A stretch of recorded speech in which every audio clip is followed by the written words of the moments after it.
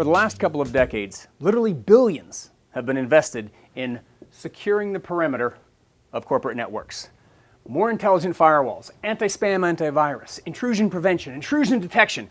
More and more money has gone into trying to secure the perimeter that houses our most valuable asset outside of our people, that being sensitive corporate information.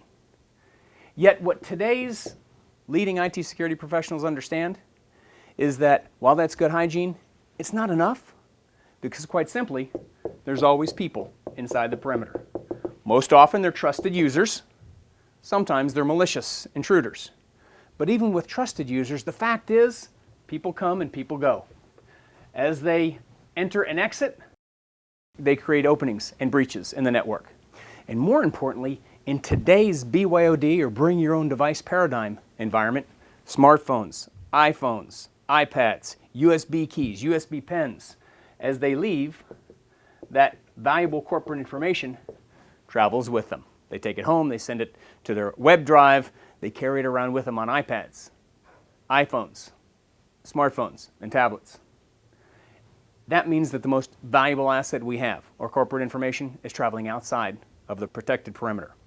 And that's a problem. According to Richard Clark, former cyber terrorism expert with the White House, every major U.S. corporation has already been hacked by China, for example.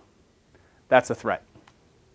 What today's leading security practitioners are understanding is that while it's good hygiene to protect the network, it's not enough.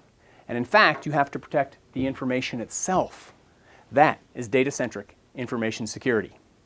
What if, for example, you could put a protective bubble around all sensitive corporate information so that whether it's inside or outside the network, whether it's traveling with an employee on their laptop for business, whether your CEO is taking next year's business plan with him on his iPad as he sits by the pool and watches his kids, or even if a disgruntled employee has sent business plans or product information to a competitor, it's protected. And it cannot be accessed if the users don't have the right credentials. That's the way to protect corporate information in today's advanced persistent threat world. How does this work? It's actually pretty simple. Your organization creates what's known as a multi-level security model. Hypothetically, we'll do a very simple one. Maybe there is the first level of public. Anybody can see this information. It's corporate information, it's product information, it's standard emails.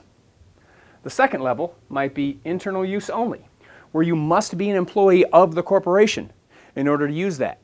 Customer lists, price lists, HR policies, other procedures. And maybe you have a higher level, which is confidential. Only management and senior management can see this. It's business plans, it's costing information, it's HR data, etc. And for each level, you have an escalating strength of key. For public, no key is needed. For internal use only, you need a certain key. For confidential, you need a much stronger key. That means as you have critical and sensitive corporate information, it can be classified into a certain level, maybe even automatically, dependent upon the context. Does it say confidential, or does it say internal use only, or does it say pending merger and acquisition, or does it say do not share, or does it say upcoming project?